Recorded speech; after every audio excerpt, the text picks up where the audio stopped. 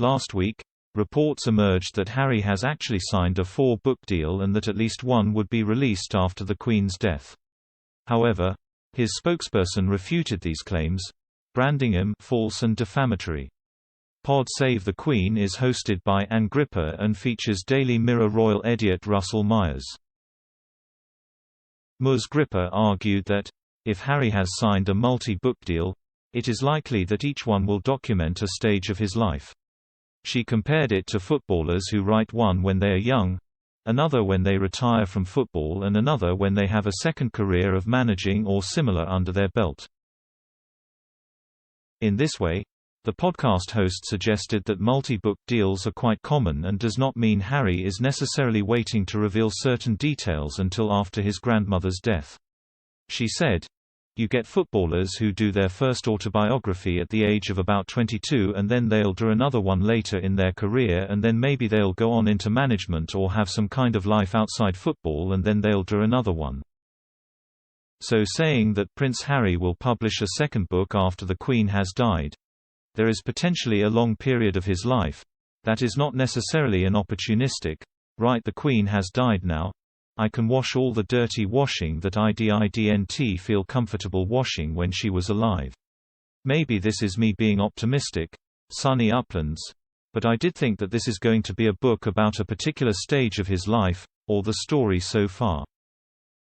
And he is still building the next stage of his life and that potentially will be a whole other thing to think about. Mr. Myers quipped back.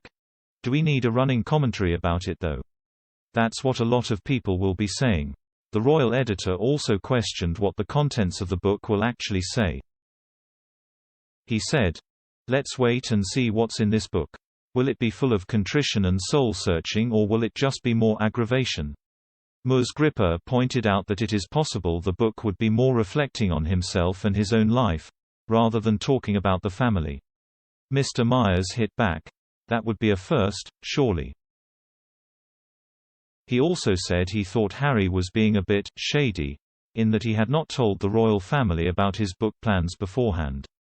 The royal editor acknowledged that, while Harry is no longer duty-bound to warn the Queen ahead of time, he argued that it was just common courtesy.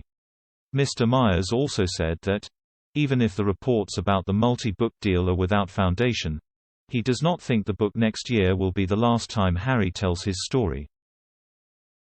He said he does not think Harry can help himself when it comes to getting his side of the story across and reclaiming his narrative.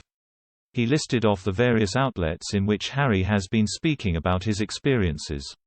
Firstly, they allowed a friend to speak to the authors of Finding Freedom. Then Harry did an interview with his friend James Corden before the Tell All CBS special with Oprah Winfrey.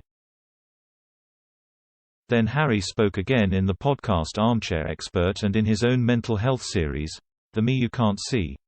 This memoir is just the last in a string of ways he has spoken out about his story.